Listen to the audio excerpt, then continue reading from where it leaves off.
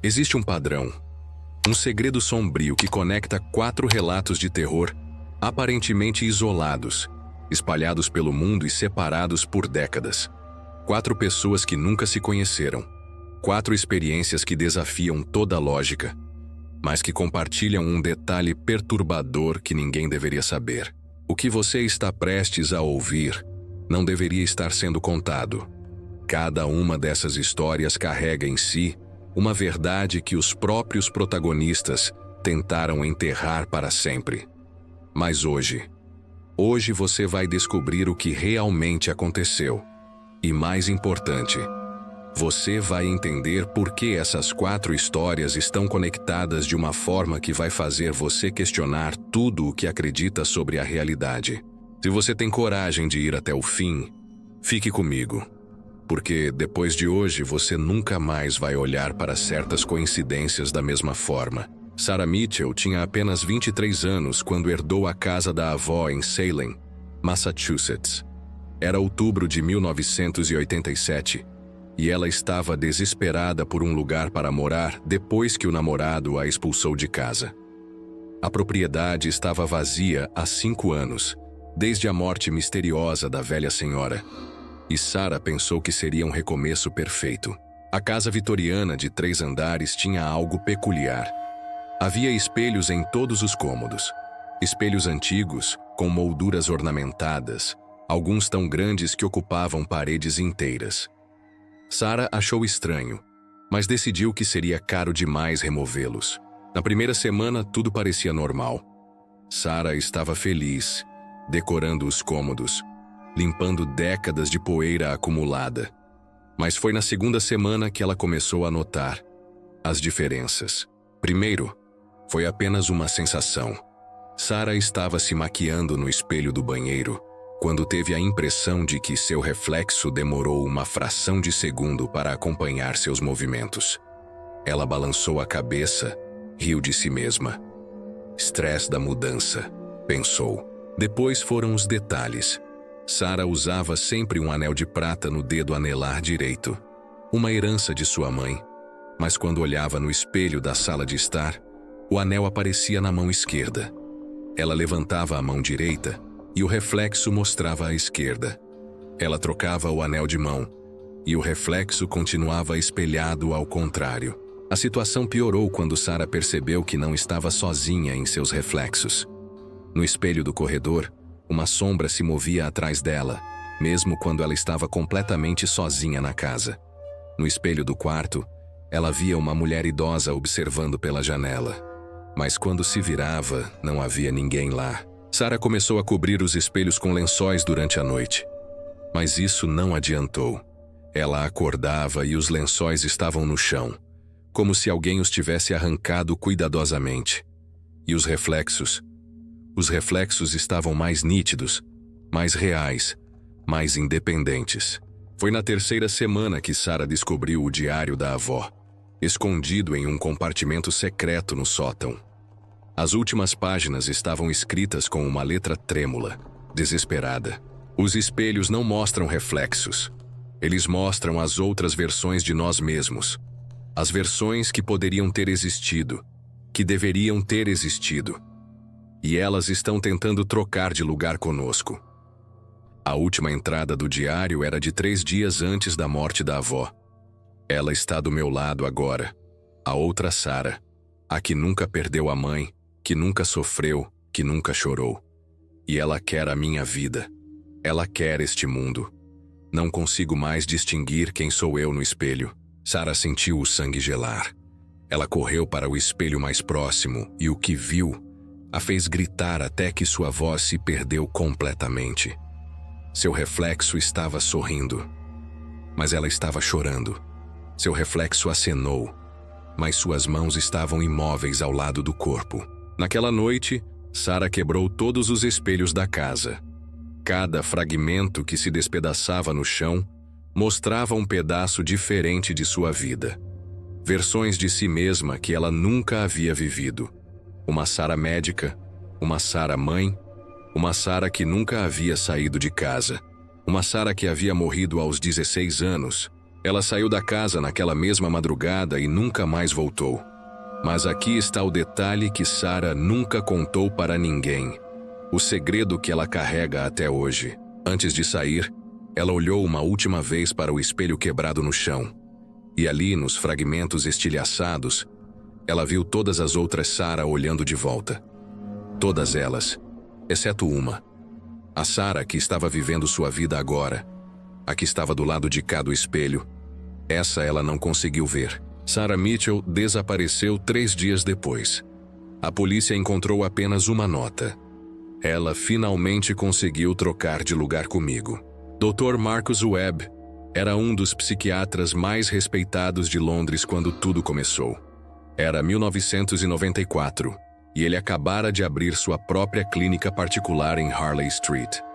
Marcus tinha 34 anos, uma carreira promissora, e acreditava que podia curar qualquer mente perturbada com a combinação certa de terapia e medicação. Até conhecer Elizabeth Carver. Elizabeth chegou ao consultório de Marcus numa manhã chuvosa de novembro. Ela parecia uma mulher comum, 45 anos, professora aposentada, viúva há 2 anos. Mas havia algo em seus olhos, uma profundidade perturbadora, como se ela estivesse vendo coisas que ninguém mais conseguia ver. Doutor, ela disse com uma voz quebrada, eu ouço os mortos, e eles estão me pedindo para entregar recados aos vivos. Marcus sorriu gentilmente. Mais uma paciente com alucinações auditivas, pensou. Nada que algumas sessões de terapia cognitivo-comportamental não pudessem resolver. Ele pegou seu bloco de notas e perguntou, e o que exatamente os mortos dizem para a senhora? Elizabeth olhou diretamente nos olhos dele. Seu pai quer que você saiba que ele sente muito por ter queimado as cartas que sua mãe escreveu para você antes de morrer. Ele as escondeu no sótão da casa em Yorkshire, atrás da viga de carvalho. Ele diz que você precisa lê-las. Marcus sentiu o mundo parar. Seu pai havia morrido quando ele tinha 12 anos, e sua mãe morreu no parto. Ele havia crescido acreditando que ela nunca deixara nada para ele. E Yorkshire? Marcus havia nascido em Yorkshire, mas nunca contara isso para ninguém em Londres. Não havia registros públicos ligando ele àquela cidade. Como você... Ele começou, mas Elizabeth continuou. Ele está aqui agora. Seu pai. Ele diz que você tem uma cicatriz em forma de lua no ombro direito, de quando caiu da árvore aos 7 anos. Ele levou você ao hospital e mentiu. Disse que você havia caído da bicicleta, porque sua madrasta ficaria furiosa se soubesse que você estava escalando árvores novamente. Marcus puxou a gola da camisa e olhou para o ombro direito. Ali estava a cicatriz, pequena, quase invisível, em formato de lua crescente. Nem sua esposa sabia da existência daquela marca. E a história do hospital, ele mesmo havia esquecido daquele detalhe. Isso é impossível, Marcus sussurrou. Elizabeth sorriu tristemente. Dr. Webb, eu não queria ter esse dom, mas eles não me deixam em paz. Há dezenas deles ao seu redor agora. Todos querem que eu entregue recados. Sua mãe também está aqui. Ela quer que você saiba que escolheu seu nome por causa das estrelas. Marco, como Marte. Ela queria que você fosse um guerreiro, mas um guerreiro da luz. Marcus cancelou todos os compromissos do resto do dia. Ele dirigiu até Yorkshire naquela mesma tarde, uma viagem de 4 horas até a casa onde nascera e que agora pertencia a estranhos. Ele explicou a situação aos novos proprietários que, curiosos, permitiram que ele subisse ao sótão. Atrás da viga de carvalho, exatamente onde Elizabeth havia descrito, Marcus encontrou uma caixa de sapatos empoeirada. Dentro, havia 23 cartas escritas à mão, com a letra delicada de sua mãe.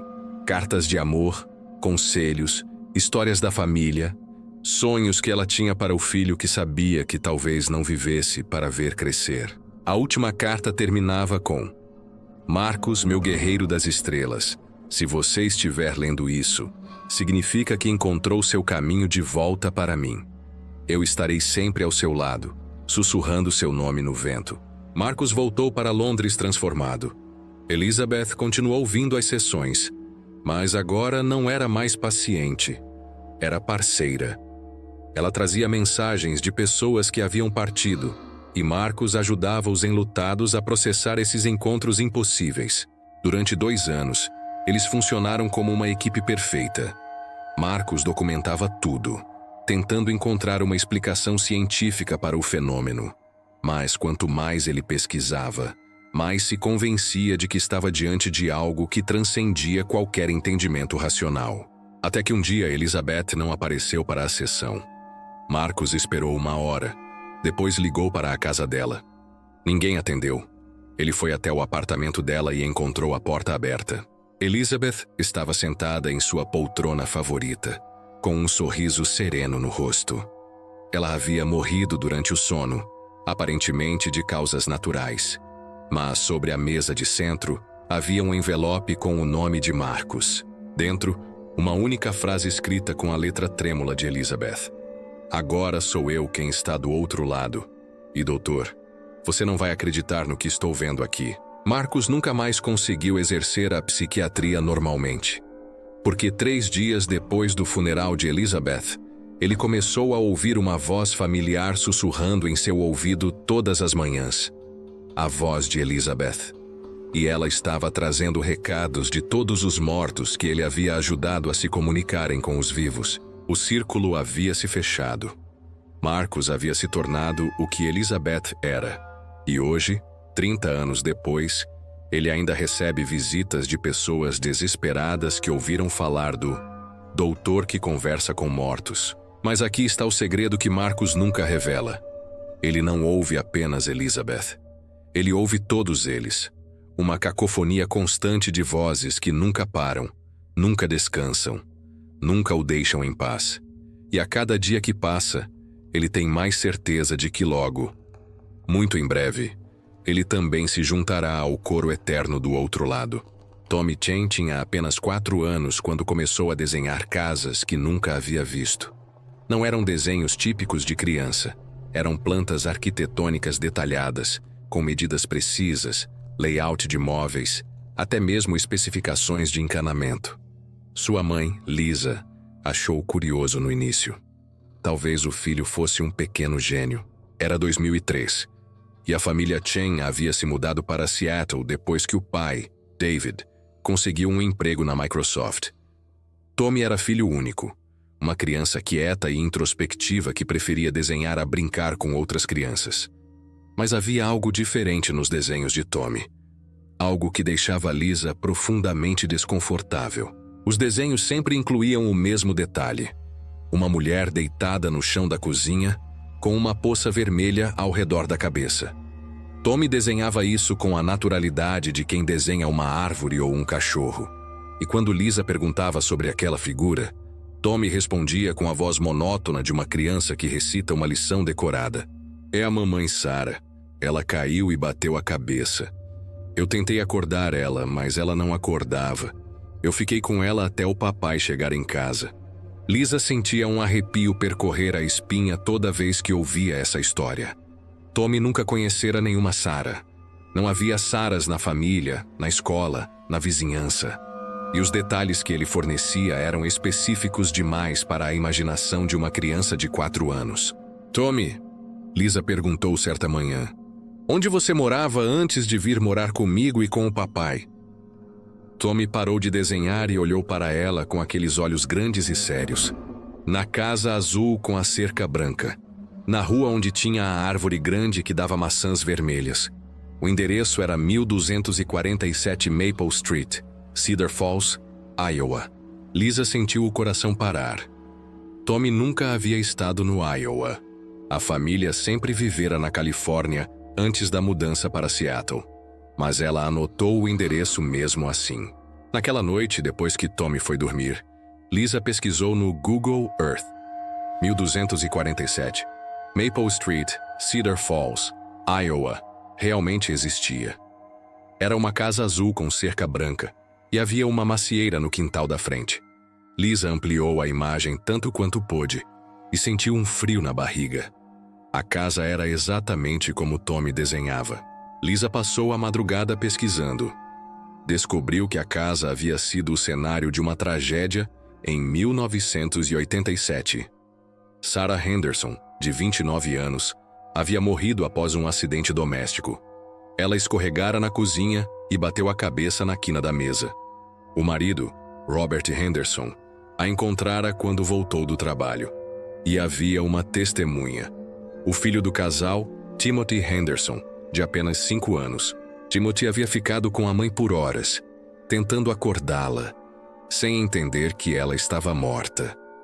Os vizinhos relataram que o menino havia desenvolvido trauma severo após o incidente e precisou de anos de terapia. Lisa olhou para a foto de Timothy Henderson no arquivo do jornal local. O menino tinha cabelos escuros, olhos grandes e um pequeno sinal de nascença no formato de lua crescente no pescoço. Lisa subiu correndo para o quarto de Tommy. Ele estava dormindo profundamente, mas quando ela puxou delicadamente o pijama do pescoço dele, ali estava, um pequeno sinal de nascença em formato de lua crescente, exatamente no mesmo lugar. Tommy acordou e sorriu para a mãe. Oi, mamãe Lisa. Eu estava sonhando com a mamãe Sarah de novo. Ela disse que está tudo bem agora. Ela disse que ela está feliz porque eu encontrei uma nova família. Lisa passou os próximos meses investigando discretamente. Descobriu que Timothy Henderson havia sido adotado após a morte da mãe. O pai não conseguiu lidar com a criança traumatizada. Timothy desapareceu do sistema aos 8 anos. Nenhum registro oficial, nenhuma certidão de óbito. Como se ele tivesse simplesmente deixado de existir. Tommy, por outro lado, havia aparecido na vida de Lisa e David através de uma adoção privada quando tinha apenas 6 meses. A mãe biológica havia morrido no parto, e não havia informações sobre o pai. Mas foi numa tarde de domingo que Lisa descobriu a verdade mais perturbadora. Tommy estava desenhando novamente quando ela perguntou: Tommy, o que aconteceu com o Timothy depois que a mamãe Sarah foi embora? Tommy parou de desenhar e olhou para ela com uma expressão estranha, adulta demais para seu rosto de criança. O Timothy ficou muito triste, mamãe Lisa. Ele chorou tanto que esqueceu como ser o Timothy. Aí ele decidiu dormir por um tempo muito longo, até que pudesse ser uma criança feliz de novo. Ele dormiu tanto que quando acordou era o Tommy. Lisa sentiu as lágrimas escorrerem pelo rosto. E onde está o Timothy agora? Tommy sorriu e voltou a desenhar. Ele está aqui dentro, ele disse batendo no peito. Mas ele só aparece quando eu desenho a casa azul. Ele gosta de lembrar da mamãe Sarah, mas ele também gosta de ser o Tommy. Porque o Tommy tem uma família que o ama e não vai deixar ele sozinho nunca mais. Naquela noite, Lisa queimou todos os desenhos de Tommy no quintal. Mas na manhã seguinte ela encontrou um novo desenho na mesa da cozinha. Era diferente dos outros. Mostrava 4 casas. A casa azul com a cerca branca. Uma casa com espelhos em todas as paredes. Um consultório médico cheio de sombras. E uma 4ª casa que Lisa não reconhecia. Todas as casas estavam conectadas por linhas vermelhas, como se fossem parte de um mesmo mapa. E no centro do papel, Tommy havia escrito com sua letra infantil ainda vacilante: As almas perdidas sempre se encontram. Tommy tem 25 anos hoje. Ele se formou em arquitetura e nunca mais desenhou casas que não existiam. Mas Lisa sabe que Timothy ainda está lá, em algum lugar dentro do filho que ela ama. Porque às vezes, quando Tommy pensa que ninguém está olhando, ela o vê traçar pequenas luas crescentes no vapor dos vidros embaçados. E em noites de tempestade, quando o vento bate forte na janela, Lisa jura que pode ouvir 2 crianças sussurrando no quarto de Tommy. Uma que chama por mamãe Sarah e outra que agradece por ter encontrado uma nova família. Doutora Amanda Torres estava dirigindo pela rodovia quando viu o acidente. Era 3h47 da manhã de 15 de março de 2018. Ela voltava do hospital após um plantão de 18 horas no pronto-socorro, quando viu o carro vermelho derrapar na chuva e capotou 3 vezes antes de parar de cabeça para baixo. Amanda parou imediatamente, pegou seu kit médico e correu para ajudar. Dentro do carro havia uma mulher jovem, inconsciente, com ferimentos graves na cabeça. Amanda trabalhou por 20 minutos para estabilizá-la, até que a ambulância chegasse. A mulher morreu a caminho do hospital. Era mais um acidente trágico numa noite chuvosa. Amanda preencheu os relatórios, deu seu depoimento à polícia e tentou esquecer. Ela tinha visto muitas mortes em sua carreira como médica emergencista. Fazia parte do trabalho, até que ela viu o mesmo acidente novamente. No dia seguinte, no mesmo horário, no mesmo local, Amanda estava dirigindo pela mesma rodovia. Ela sempre pegava aquele caminho para voltar do trabalho, quando viu o carro vermelho derrapar na chuva e capotou 3 vezes antes de parar de cabeça para baixo. A mesma mulher jovem, os mesmos ferimentos, a mesma sequência exata de eventos. Amanda pensou que estava tendo alucinações. Estresse, cansaço, talvez o início de um esgotamento nervoso. Ela parou o carro e ligou para um colega psiquiatra. Mas quando olhou para trás, não havia nenhum acidente. A rodovia estava vazia e silenciosa. Na terceira noite, Amanda decidiu tomar uma rota diferente. Ela saiu do hospital e dirigiu pelo centro da cidade, evitando completamente a rodovia. Mas às 3h47 da manhã, quando passava por uma intersecção no centro, ela viu o mesmo carro vermelho.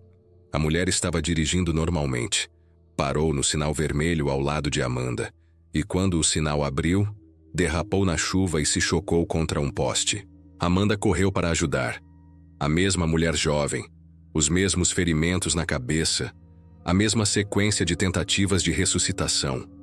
E novamente, a mulher morreu a caminho do hospital. Amanda começou a anotar tudo: datas, horários, locais, detalhes do acidente. Ela descobriu um padrão perturbador. Não importava onde ela estivesse às 3h47 da manhã, ela sempre testemunhava a morte da mesma mulher. No hospital, na rua, em casa, até mesmo quando viajou para outra cidade. Lá estava o carro vermelho. Lá estava o acidente fatal. A mulher se chamava Kelly Morrison. 28 anos, enfermeira, mãe de 2 filhos pequenos. Amanda pesquisou nos arquivos e descobriu que Kelly realmente havia morrido num acidente de carro em 15 de março de 2018, às 3h47 da manhã. Exatamente como Amanda havia testemunhado na primeira noite. Mas aqui estava o impossível. Kelly Morrison havia morrido 3 anos antes de Amanda se formar em medicina. Amanda nem mesmo morava na cidade quando o acidente original aconteceu. Não havia como ela ter estado lá para tentar salvá-la.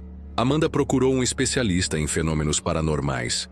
Dr. Harrison explicou a teoria dos loops temporais, eventos traumáticos que se repetem infinitamente até que sejam resolvidos. Mas ele nunca havia visto um caso onde a pessoa que experimentava o loop não estava presente no evento original. Doutora Torres, ele perguntou durante uma consulta, há alguma conexão entre você e Kelly Morrison? Algo que vocês compartilhavam? Amanda pensou por dias. Ela e Kelly nunca se conheceram. Viviam vidas completamente diferentes. Nem mesmo tinham amigos em comum. Mas então ela lembrou de um detalhe que havia anotado. Kelly estava voltando do trabalho quando o acidente aconteceu. Ela havia feito um plantão duplo no hospital, tentando salvar um paciente que não conseguiu salvar. Amanda pesquisou mais fundo. No mesmo dia que Kelly morreu, às 9h30 da manhã, quase 6 horas antes do acidente, ela havia perdido um paciente na mesa de cirurgia.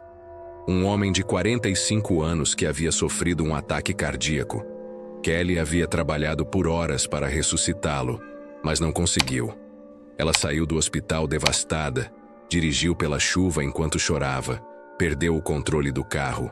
O paciente que Kelly não conseguiu salvar se chamava Michael Torres. Era o pai de Amanda. E Amanda nunca soube que uma enfermeira havia lutado tanto para salvar a vida dele. Amanda finalmente entendeu. Kelly carregava a culpa de não ter conseguido salvar Michael. E Amanda, inconscientemente, carregava a dor de ter perdido o pai. O loop temporal não era sobre o acidente de Kelly. Era sobre a conexão delas através de Michael. 2 mulheres que nunca se conheceram, unidas para sempre por uma morte que ambas não conseguiram impedir. Na próxima vez que Amanda viu o acidente, ela fez algo diferente. Em vez de tentar salvar Kelly, ela se aproximou do carro e segurou a mão da mulher ferida. Kelly, ela sussurrou. Você fez tudo o que podia pelo meu pai. Você foi incrível. Ele sabe disso, eu sei disso. Você pode descansar agora. Kelly abriu os olhos pela primeira vez em todas as repetições do acidente. Ela sorriu fracamente e sussurrou. Diga para Amanda Torres que eu sinto muito. Eu tentei salvar o pai dela. Eu sou Amanda Torres. Amanda respondeu, as lágrimas misturando-se com a chuva. E você não precisa mais se sentir culpada. Kelly fechou os olhos e morreu pacificamente. Mas desta vez, Amanda sentiu algo diferente. Uma paz, um fechamento. O loop havia sido quebrado. Amanda nunca mais viu o acidente. Mas toda vez que passa por um hospital às 3h47 da manhã, ela sussurra uma oração silenciosa para Kelly Morrison, a enfermeira que amou tanto sua profissão que nem mesmo a morte conseguiu impedi-la de tentar salvar vidas. Agora você ouviu as 4 histórias. Sarah e seus espelhos impossíveis. Marcos e suas conversas com os mortos. Tommy e suas memórias de uma vida que não era sua. Amanda e seus loops temporais. 4 pessoas, 4 experiências sobrenaturais, 4 mistérios aparentemente isolados. Mas eu disse no início que havia um segredo obscuro conectando todos eles. E agora eu vou revelar a verdade que ninguém deveria saber. Todos eles, Sarah, Marcos, Tommy e Amanda, estão conectados por uma única pessoa que nunca conheceram pessoalmente, mas que tocou suas vidas de maneira impossível. Uma mulher chamada Dr. Helena Vasquez, uma pesquisadora em fenômenos paranormais que morreu em 1979, 17 anos antes mesmo da primeira experiência de Sarah. Helena era obcecada por uma teoria, a de que certas almas ficam presas entre dimensões quando morrem de forma traumática ou deixam questões pendentes. Ela acreditava que essas almas procuravam pessoas específicas, pessoas com frequências compatíveis, para resolverem seus assuntos inacabados. Nos arquivos pessoais de Helena, encontrados décadas após sua morte, havia 4 nomes em uma lista intitulada Almas Compatíveis: Sarah Mitchell, Marcus Webb, Timothy Henderson e Amanda Torres.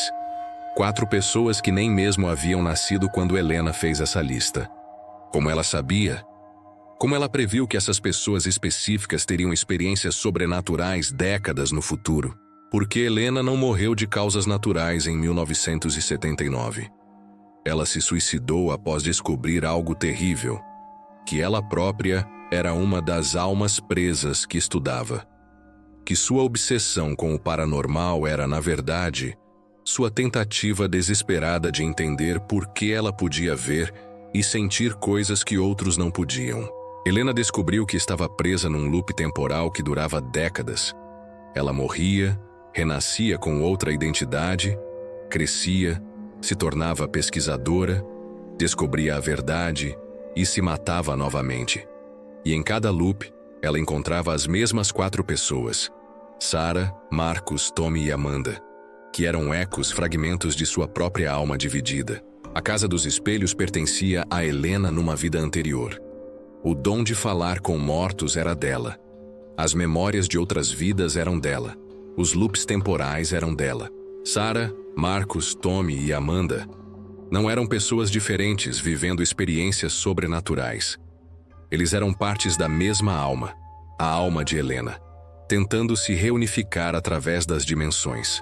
Cada um carregava um pedaço do trauma original, um fragmento da psique despedaçada de Helena. E agora que você sabe a verdade, você também faz parte do ciclo, porque Helena está ouvindo através dos seus ouvidos, vendo através dos seus olhos, sentindo através do seu coração.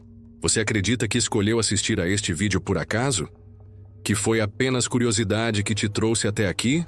Ou será que, em algum lugar muito profundo da sua mente, uma voz familiar sussurrou que você precisava ouvir essa história? Helena está procurando por mais fragmentos de sua alma. E talvez, só talvez, você seja o próximo pedaço do quebra-cabeças que ela precisa para finalmente encontrar paz. Olhe ao seu redor agora. Realmente olhe. Você está sozinho? Tem certeza? Porque se você prestou atenção até aqui, se sentiu cada palavra penetrando fundo na sua consciência, se por um momento questionou sua própria realidade, então você já sabe a resposta. Os loops nunca terminam realmente. Eles apenas encontram novas pessoas para continuar a história. E agora você faz parte dela também. Se você chegou até aqui, se conseguiu ouvir tudo até o final, é porque essa história precisava chegar até você. Não foi coincidência. Nunca é coincidência. Você já viveu algo que não consegue explicar? Já sentiu que estava revivendo momentos que nunca aconteceram? Já olhou no espelho e por uma fração de segundo viu alguém que não era você? Conta nos comentários.